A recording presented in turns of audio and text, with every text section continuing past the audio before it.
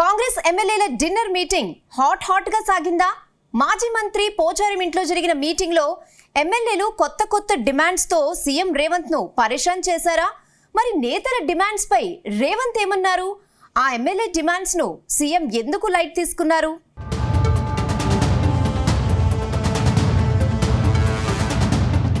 BRS MLA బండ్ల కృష్ణమోహన్ రెడ్డి వ్యవహారం కాంగ్రెస్ పార్టీలో రచ్చరాజేస్తోంది. కాంగ్రెస్ పార్టీలో చేరిన కొద్ది రోజులకే ఆయన తిరిగి బీఆర్ఎస్ లో చేరానంటూ ప్రకటించారు. దాంతో కాంగ్రెస్ పార్టీ అలర్ట్ అయింది. ఇటీవల కాంగ్రెస్ పార్టీలో చేరిన ఎమ్మెల్యేలతో సమావేశం నిర్వహించారు. ఈ సమావేశానికి సీఎం రేవంత్ రెడ్డి, కాంగ్రెస్ పార్టీ రాష్ట్ర వ్యవహారాల ఇన్ఛార్జ్ దీపాదాస్ మున్షి హాజరయ్యారు. ఈ మీటింగ్లో సీఎం రేవంత్ దాదాపు 2 గంటల పాటు ఎమ్మెల్యేలతో గడిపారు. ఒక్కో ఎమ్మెల్యేతో విడివిడిగా 5 నిమిషాల పాటు ప్రత్యేకంగా చర్చలు జరిపారు.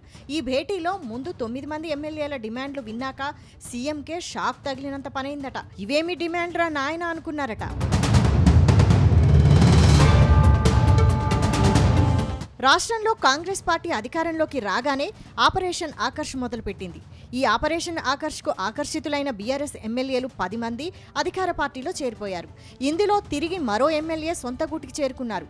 ఈ నేపథ్యంలో 9 మంది ఎమ్మెల్యేల అభిప్రాయాలు సీఎం రేవంత్ రెడ్డి తెలుసుకున్నారు. ఇందులో చేవెళ్ల ఎమ్మెల్యే కాల యాదయ్య డిమాండ్లు విని సీఎంకే తల తిరిగిపోయిందట. పార్టీలో చేరే ముందు తనకు ఇచ్చిన కమిట్మెంట్లను పూర్తి చేయాలని కోరారట. అటు చేవెళ్ల నియోజకవర్గంలో తనకు ఎవరూ సహకరించడం లేదని, సహకరించేలా చేయాలని డిమాండ్ చేశారట.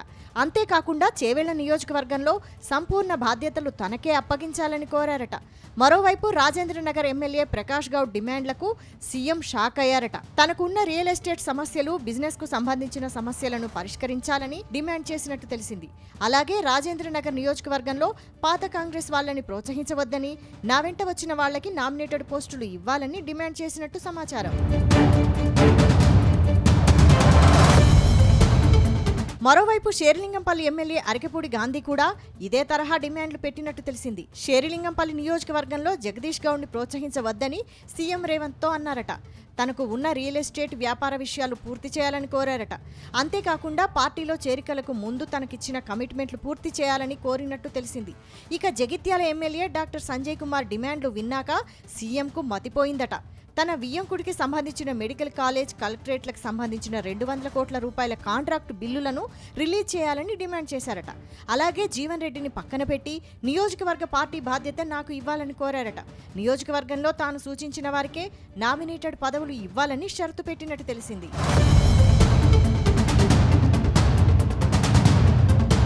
ఇక మాజీ స్పీకర్ పోచారం శ్రీనివాసరెడ్డి డిమాండ్లు విని సీఎంకు నోట్లో మాట రాలేదట. తనకు మంత్రి పదవి ఇవ్వాలని ఆయన డిమాండ్ చేసినట్టు తెలిసింది. అంతేకాకుండా తన 2 కుమారులకు రాజకీయంగా అవకాశం కల్పించాలని కోరారట. తన కొడుకు సురేందర్ రెడ్డికి సంబంధించిన కాంట్రాక్టు బిల్లులను వెంటనే విడుదల చేయాలని డిమాండ్ చేశారట. అటు జిల్లాలో మళ్లీ మా ఇసుక వ్యాపారం తొందరలో మొదలు పెట్టించే బాధ్యతను ముఖ్యమంత్రి తీసుకోవాలని అడిగారట. ఇక భద్రాచలం డిమాండ్లు విన్నాక సీఎం రేవంత్ కాస్త రిలాక్స్ అయినట్టు తెలిసింది. గతంలో తనకిచ్చిన కమిట్మెంట్లను మాత్రమే పూర్తి చేయాలని అడగడంతో అంతేనా, ఇంకేమీ లేవా అని ముఖ్యమంత్రి తిరిగి ప్రశ్నించినట్టు సమాచారం.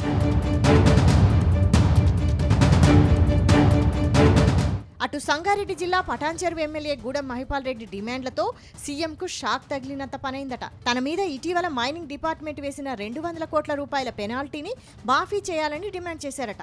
అలాగే తాను చేస్తున్న రియల్ ఎస్టేట్ వ్యాపారాలకు సహకరించాలని కోరారట. అటు పటాన్చెరువులో కాంగ్రెస్ సీనియర్ లీడర్ కాటా శ్రీనివాస్ గౌడ్ను ఎట్టి పరిస్థితిలో ఎంకరేజ్ చేయొద్దని షరతు పెట్టారట. ఇక ఇదే మీటింగ్లో స్టేషన్ గన్పూర్ ఎమ్మెల్యే కడియం శ్రీహరి ముఖ్యమంత్రితో తన మంత్రి పదవిపై ఆరా తీసినట్టు తెలిసింది.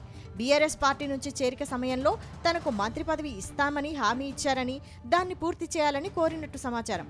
అయితే మంత్రి ఇచ్చే విషయంలో తనకు ఎలాంటి అభ్యంతరం లేదని సీఎం చెప్పినట్టు తెలిసింది. అయితే ఈ విషయాన్ని అధిష్టానంతో చర్చించి ఓ నిర్ణయం తీసుకుందామని సీఎం రేవంత్ చెప్పినట్టు సమాచారం.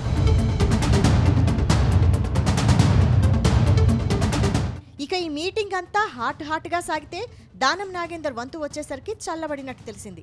అయితే సీఎంతో భేటీలో దానం నాగేందర్ చాలా డిమాండ్లు సీఎం దృష్టికి తీసుకొచ్చారట. కానీ రేవంత్ దానం డిమాండ్లను పెద్దగా పట్టించుకోలేదని సమాచారం. ఇప్పటికే సికింద్రాబాద్ ఎంపీగా అవకాశం ఇచ్చామని ముఖ్యమంత్రి చెప్పినట్టు తెలిసింది. పార్టీలో చాలా మంది సీనియర్లు ఉన్నప్పటికీ వారందరినీ కాదని మీకు అవకాశం కల్పించామని చెప్పినట్టు సమాచారం. కానీ దురదృష్టవశాత్తు ఎన్నికల్లో ఓటమి పాలయ్యామని చెప్పారట. మొత్తంగా ఈ మీటింగ్ పెట్టడానికి ప్రధాన కారణమైన గద్వాల ఎమ్మెల్యే బండ్ల కృష్ణమోహన్ రెడ్డి డుమ్మాతో అతడి ప్రస్తావనే రాలేదని తెలిసింది.